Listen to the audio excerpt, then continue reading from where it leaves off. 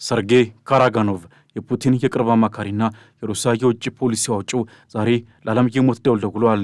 የቀድሞው የሩሲያ ፕሬዚዳንት ቦሪስ የልሲንና የአሁኑ ፕሬዚዳንት ቭላዲሚር ፑቲን አማካሪ እንዲሁም የቅርብ ወዳጅ የሆኑት ሰርጌይ ካራጋኖቭ ሩሲያ በዩክሬን ጦርነት ውስጥ ወደ ሽንፈት የምትቃረብ ከሆነ በአውሮፓ ላይ የኒውክሌር መሳሪያ ልትጠቀም እንደምትችል አስጠንቅቋል።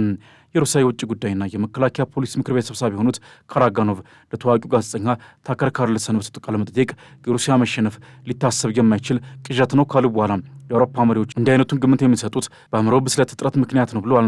ቀደም ሲል የዓለም የኃይል ማዕከል የነበረችው አውሮፓ ዛሬ ዓለም ሁሉ መሳቂያ ሆናባታለች ሲሉ አክለዋል።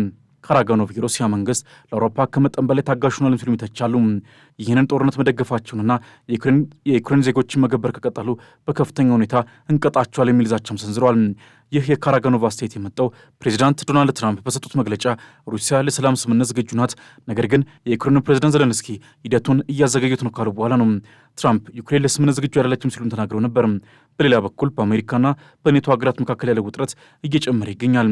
ትራምፕ ግሪንላንድ በአሜሪካ ቁጥጥር ስር ካልዋለች በሩሲያ አሊያም በቻይና እጅ ትወድቃለች በሚል የዴንማርክ ግዛት የሆነችውን ደሴት ለመጠቅለል ፍላጎት ማሳየታቸው አውሮፓውያን አስቆጥቷል። በዋሽንግተን የሚገኙ አንዳንድ ሪፐብሊካን ሴናተሮች ትራምፕ ግሪንላንድን በኃይል ለመውሰድ የሚያደርጉትን ማንኛው ሙከራ እንደሚያግዱ ቃል ገብተዋል። ይህ እርምጃ ኔቶን ያፈርሳል፣ ለሩሲያም በዩክሬን ጦርነት ውስጥ የበላይነት ይሰጣል የሚል ስጋት አላቸው። ይህ በእንዲህ እንዳለ ሩሲያ አንድ እንግሊዝ ዲፕሎማት በሰለላ ተግባር ተሰማርቷል በሚል ክስ ሀገር ለቀው እንዲወጡ ትእዛዝ አስተላልፋለች። ይሁን እንጂ እንግሊዝ ክሱን መሰረተ ቢስ ነው ስትል ውድቅ አድርጓለች። የሩሲያ የፌዴራል ደህንነት ተቋም እንደገለጸው ይህ የኤምባሲ ሰራተኛ ለብሪታንያ የስለላ ድርጅት ሲሰራ ነበር።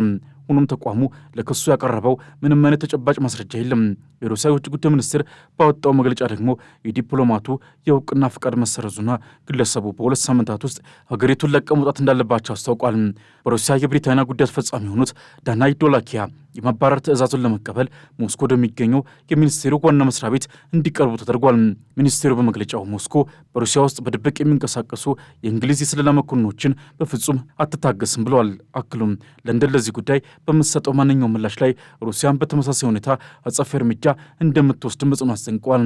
የብሪታንያ የውጭ ጉዳይ መስሪያ ቤት በኩሉ ሩሲያ ዲፕሎማቱን በማባረሯ ረገድ የሚሰጠው ምላሽ በጥንቃቄ እያጤነ መሆኑን በመግለጽ ክሬምሊን በሰራተኞች ላይ መሰረተ ቢስ ክስ ሲያቀርብ ይህ የመጀመሪያ አይደለም ብሏል።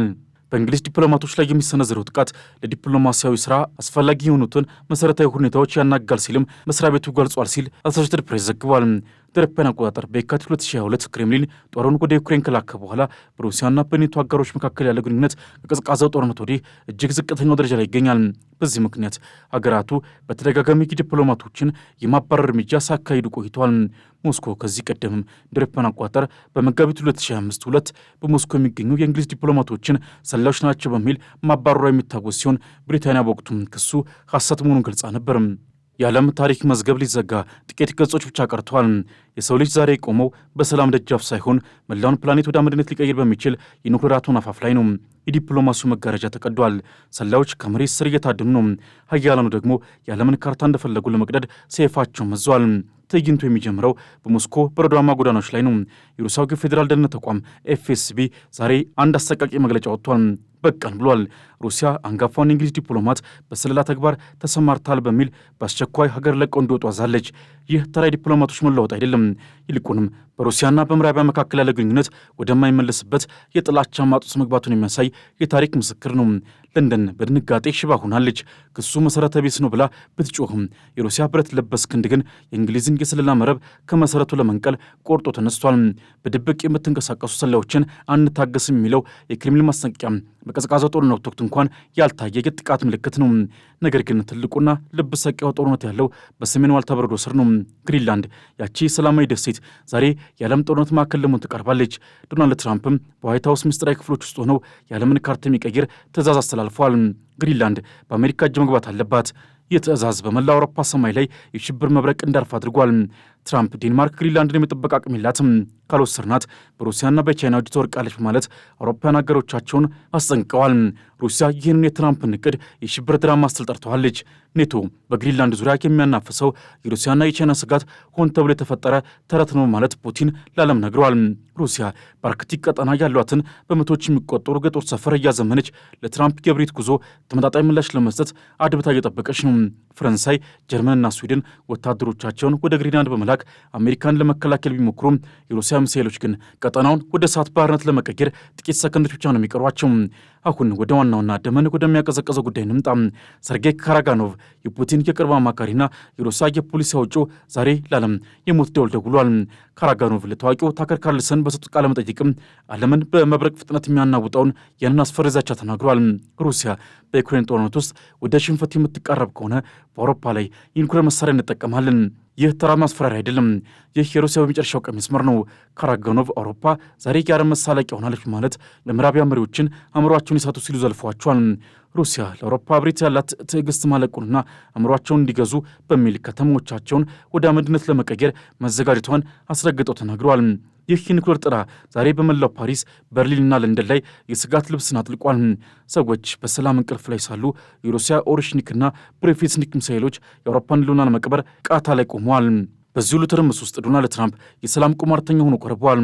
ትራምፕ ለሮይተርስ በሰጡት መግለጫ የዩክሬን ፕሬዚዳንት ቮሎዲሚር ዜሌንስኪን የሰላም ሂደቱን እያዘገዩ ነው ማለት ከሰውታል። ፑቲን ለስምምነት ዝግጁ ናቸው፣ ዜሌንስኪ ግን ጦርነቱን እየፈልገዋል ማለታቸው አሜሪካ ዩክሬንን ለሩሲያ አሳልፋ ለመስጠት መወሰኗን ያሳያል እየተባለ ነው። ትራምፕ ዩክሬንን እንደ ሸክም እያዩዋት ነው። አውሮፓውያን ደግሞ አሜሪካ ከዳችን ብለው በጭንቀት እየጮሁ ነው። በዋሽንግተን የሚገኙ አንዳንድ ሴናተሮችም ትራምፕ ግሪንላንድን በኃይል ለመውሰድ ከሞከሩ ኔቶ ይፈርሳል፣ ሩሲያም አሸናፊ ትሆናለች በማለት እየተከራከሩ ነው። ይህ በምዕራባውያን መካከል የተፈጠረው ታላቅ ስንጥቅ ለፑቲን ታሪካዊ ድል እንደሚመጣ በር የሚከፍት ይሆናል እያሉ ነው። ሩሲያ ትላንት በሰጠችው መግለጫ ኔቶ፣ ሩሲያና ቻይና ለግሪንላንድ ስጋት ናቸው ማለት የሚያናፍሰው ወሬ ሕዝብን ለማሸበር ሆን ተብሎ የተፈጠረ የሐሰት ትርክት ነው ስትል አጣጥላለች። የምዕራባውያን ጥምረት በአርክቲክ ወይም የሰሜን ዋልታ ቀጠና እያራመዱ ያለው የፍጥጫ ፖሊሲም እጅግ አደገኛ መሆኑንም በጽኑ አስጠንቅቃለች። ይህ የሩሲያ መግለጫ ወጣው የአሜሪካው ፕሬዚዳንት ትራምፕ ግሪንላንድን በአሜሪካ ቁጥጥር ስር ለማድረግ ያላቸውን ፍላጎት በይፋ መግለጻቸውን ተከትሎ ነው። ትራምፕ ለሀገር ደህንነት ሲባል ግሪንላንድ በአሜሪካ እጅ መግባት አለባት የሚል ግልጽ አቋም አላቸው። በሆነ ወቅትም የደሴቷን ጥበቃ የምታከናውነው ዴንማርክ ይህን ኃላፊነት ለመወጣት አቅም የላትም ሲል ይሞግታሉ። ኮፐንሃገን በበኩሏ የትራምፕን አባባል አጥብቃ ውድቅ አድርገዋለች። ይህ በእንዲህ እንዳለ እንደ ፈረንሳይ፣ ጀርመን፣ ኖርዌይና ስዊድን ያሉ የአውሮፓ ሀገራትም ለዴንማርክና ለግሪንላንድ መዲና ኑክ ድጋፋቸውን ለማሳየት ወታደሮቻቸውን ወደ ግሪንላንድ መላክ ጀምረዋል። በስፍራውም ወታደራዊ ልምምድ ለማድረግ በመዘጋጀት ላይ ናቸው። ባለፉት ጥቂት ዓመታት በአርክቲክ ቀጠና የሚገኙ የጦር ሰፈሮቿን ስታዘመን የቆየችው ሩሲያ በግሪንላንድ ዙሪያ እየታየ ያለውን ሁኔታ በከፍተኛ ስጋት እንደምትከታተለው ገልጻለች። መላው የአርክቲክ ቀጠና ሰላማዊና እየተረጋጋ ሆኖ እንዲቀጥልም ጥሪ አቅርባለች። በቤልጅየም የሚገኘው የሩሲያ ኤምባሲ ለኢዝቬስቲያ ጋዜጣ በሰጠው መግለጫ ኔቶ የሩሲያና የቻይና ስጋት እየጨመረ በሚል ያሳሰበ በመጠቀም ሰሜኑን የዓለም ክፍል በከፍተኛ ፍጥነት ወታደራዊ ቀጠና እያደረገ ነው ሲል ከሷል። አክለውም የምዕራቢያን የዋሽንግተን ንብረት ተገን በማድረግ ሩሲያና ቻይናን ለማሸበር እየሰሩ መሆኑን ያለን ሲሉም ከሷል። ኤምባሲው በመጨረሻም ይህንን የጦርነት ቅስቀሳ የሚያፋፍሙ አካላት የሌለ ስጋት እየፈጠሩ ነው ካለ በኋላ የኔቶ የሰላ መረጃዎችን ማግኘት የሚችሉ ምዕራቢያን ዲፕሎማቶች ሳይቀሩ በቅርብ ዓመታት በግሪንላንድ አቅራቢያ የታየ ምንም አይነት የሩሲያ አሊያም የቻይና የባህር ውስጥ የጦር መርከብ አለመኖሩን ማመናቸውን ጠቁሟል።